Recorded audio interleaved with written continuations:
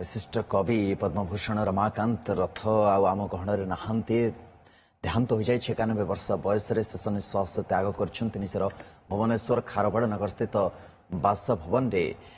वियोग विभिन्न महल गभीर शोक प्रकाश पाई। विभिन्न मान्यगण्य व्यक्ति बासभवन में पहुंचा आरंभ कले। पार्थिव शरीर शेष दर्शन से कर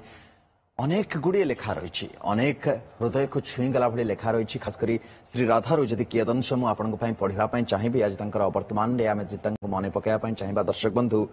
तमे नीलकई रंगर छुरी मते चिरी दे जाओ चाहिला बेलू मु नुहे तमे ही रक्तरे बुड़ी थाओ आहा करू करू हसी हसी तमे मो बाट आगुली बस न चाहिबी बोली आखि बुझीदेले हृदय भितरे दिश आ कान रुद्धि देले तमे अभिलाष पालटी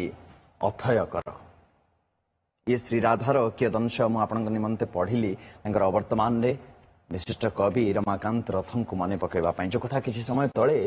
विशिष्ट साहित्यिक माने आम सहित आलोचना करुले जे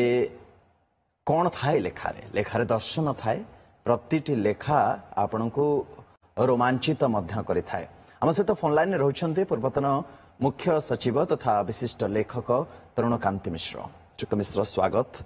रमाकांत रथ आम गहन नहांती अनेक अवदान रही अनेक सम्मान से सम्मानित होती। बयस आसिला समय आसिला मृत्यु तांको डाकी नेला। जीवन मृत्युर ये छकी सुनर खेल भितर जो संपर्क रही था से संपर्क को से बहुत भल भाव एवं बहुत पूर्व बुझीते लेखा गुड़िक ही प्रतिपादित करुला।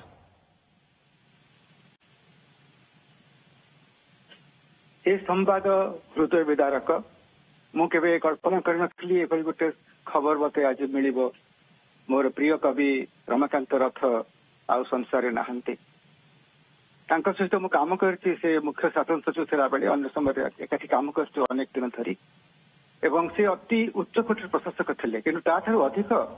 से एक विशाल हृदयर कवि। जेतेबेले मु तांकर कविता पढ़िथिली कॉलेज रे केतती दर बोली गोटे कविता अत्यंत पुराना कविता बही तांकर एवं गोटे गोटे झाड़ी मोर मन रही से कवितार जो से कही जेबे देह मोर ध्वंस हेब म्लान हेब नयनर ज्योति ए संबंध भांगी जीव आपे आपे आम अनिच्छा ए ज्वलन अबांतर हेब एवं एही व्याकुलता हठात दिने बंद हेब संभवतः मो मृत्यु उत्तारे मायार दीर्घायु अभा क्रमोन्नति अमर आत्मार केउटारे तुमर पसंद से माया को अतिक्रम कर जाइछंती अमर आत्मा तांकर सदगति प्राप्त हेछि चिरदिन पाए से अछंती हमरि भितरे एवं से गोटे भास्वर दीप हिसाब रे हम हृदय रे सबदिन पाए रहिबे। तांक वियोग रे मो मर्माहत मोर भाषा नाही किबळी भाव व्यक्त करी मो हृदय रे आवेग। प्रथम लेखा श्रीयुक्त मिश्र कौन आपण मन को छुई जाइथिला बा को पुस्तकटी आपण धरी निज हाथ रे तांकर? मुझे बीजेपी कॉलेज छात्र थी पुरस्कार पाई साहित्य गोटे गल्प प्रतियोगिता केते दिनर तांकर कविता संकलन पाई। आज को प्राय 50 वर्ष तले बीजेपी कॉलेज रे एई तांकर थिला प्रथम बही मो हाथ रे से बहीर छिंडा मिंडा कॉपी मो हाथ रे एबे भी रही एवं जो वर्तमान दीपद पढ़ी शुणेली एवं तांकर प्रत्येक कविता मते छुईची कारण तार भितर आत्मा थिला तार भितर गोटे हृदय थिला एथिरे कोनसी कृत्रिम अभिव्यक्ति रथिला कौन प्रकार आटोप नथिला। गोटे गोटे आबिलता सबु लेखकों भितर थाए गोटे गोटे व्यक्तित्व सबु लेखकों भितर थाए कवि भितर थाए टिके रोमांचित कला भली शब्दर संयोजना समस्ते करती किंतु आमे रमाकांत रथों क्षेत्र देखुले जे जीवन दर्शन को से जीउथिले बोधहुए तांकर कविता माध्यम रे मु भावे जे से कविता लेखु नथिले से थिले जने कवि कवित्व ही थिला तांकर परिचय। मु तांक सहित व्यक्तिगत भाव में अनेक दिन काम करिछि मु देखिछि तांक भितर गोटे एभली निर्मल हृदय रहिछि गोटे निर्मल कविर गोटे मार्मिक हृदय रहिछि।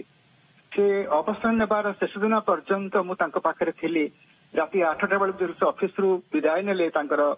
रिटायरमेंट दिन मु तांक पाखरे बसिथिली तांको मु देखुथिली एवं मने मने मु तांको पूजा करुथिली कहले अत्युक्ति हेब नाही कारण से एभली गोटे मनुष्य थिले जे कि अतिक्रम करथिले साधारण जीवनर सामान्य छोट छोट भावना को एवं छोट छोट जो आम सीमित त्रुटि বা ଆମର ସୀମାବଦ୍ଧତା ଥାଏ ସେ ଗୋଟେ ଅତି ଅଦ୍ଭୁତ ଚରିତ୍ରର ମଣିଷ ଥିଲେ ଅସାମାନ୍ୟ ମଣିଷ ନିଶ୍ଚୟ